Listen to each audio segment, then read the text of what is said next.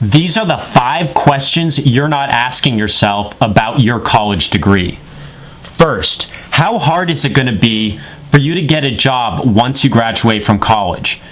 The major reason that most people go to college is because they want a good, full-time, high-paying job once they graduate.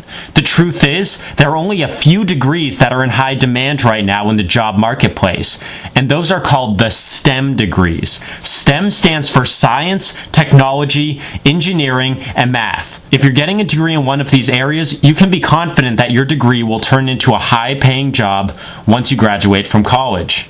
If you're planning on getting a degree in any other field, you're setting yourself up for disaster. Traditional liberal arts degrees in history, psychology, sociology, art, communications, and media studies are almost worthless in today's economy. However, millions of students every year graduate with these worthless degrees because they continue to believe in the cultural myth that all you need to do to succeed in life is get a college degree. And it's easy to believe in this myth because the Bureau of Labor Statistics reports that only 5 to 10% of recent college graduates are unemployed. However, this statistic is misleading because it only shows the number of college graduates that are qualifying for unemployment benefits. If you woke up tomorrow morning as a college graduate, you learned that for every 1 job opening, there are 8 unemployed Americans. Once you found out that there were no job opportunities that fit your degree, you might apply for work as a cook, a shelf stocker, or a barista. You would then discover a form of reverse discrimination, where employers looking to fill low-skill positions prefer to hire employees without college degrees, because they're less likely to quit unexpectedly to take a higher paying job. The reality is that a college degree is not what it once was.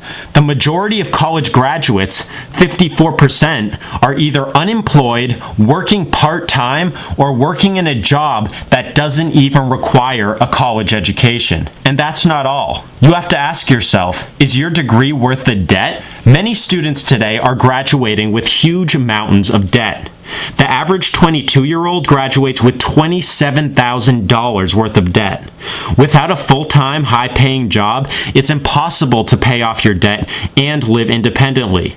This is why so many young people are moving back into their childhood bedrooms after graduation. A recent survey shows that 85% of college graduates are moving back home to live with their parents after they graduate from college. All this begs the question, is a college degree still worth it today?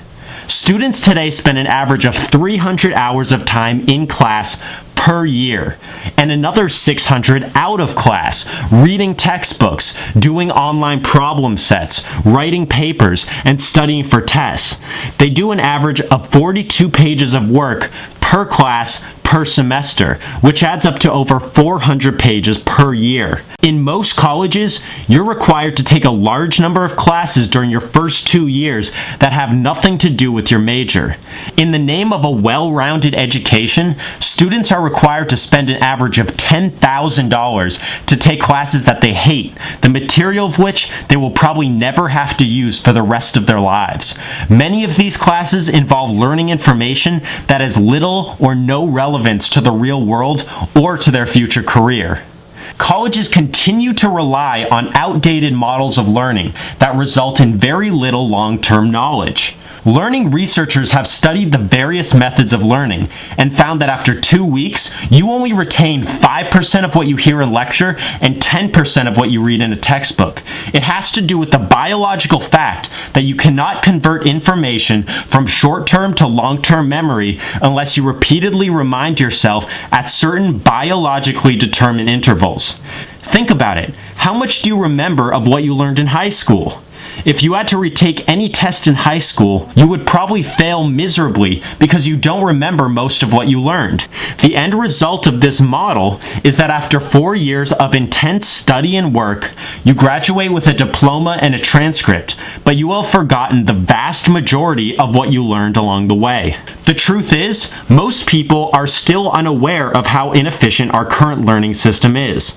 But the bigger problem today is how colleges are run, which leads us to the final question. Does your college really care about you and your future success? Most people don't realize that colleges originated in the United States as deeply religious organizations that were just as dedicated to religious observance as academic rigor. Colleges in the past were designed for the intellectual development of the sons of the upper class, as well as a few of the most gifted from the middle class. Colleges have evolved very slowly over the years, and these modern-day dinosaurs can still be identified by the disconnect between the education they provide and the education that is needed in the workplace. While colleges pay lip service to the educational needs of their students, behind closed doors and on their budget sheets, it is evident that they have other motives. Everyone who has ever applied to college has seen it. The U.S. News and World Report college rankings. On the surface, these rankings seem harmless, but there is a vast underworld that most people are totally unaware of. Colleges jockey for position in the rankings by changing themselves to better fit into the model that the rankers use to order them. These factors include the amount of money spent per student, faculty-student ratios, and the average SAT scores of the freshman class. But where are all the measures of the learning outcomes or the job preparation skills that colleges are supposed to provide? The answer is that they don't matter. That's right, the actual learning results that colleges produce have no effect on their rankings. Whether they prepare you for a future job in your chosen field or not has no effect on their rankings. To compete in the rankings, colleges have to focus on what matters to the rankers. That means that they prioritize things that have nothing to do with your education. The biggest three growth areas in college budgets last year were marketing, enrollment management, and alumni management. What do those mean for college rankings? Increased marketing results in more applicants, making schools seem like they are more selective simply because they now have more people applying for the same number of spots in the incoming freshman class. And what about enrollment management? Additional enrollment staff are needed to handle the higher number of applicants that result from the increased spending on marketing. And alumni management?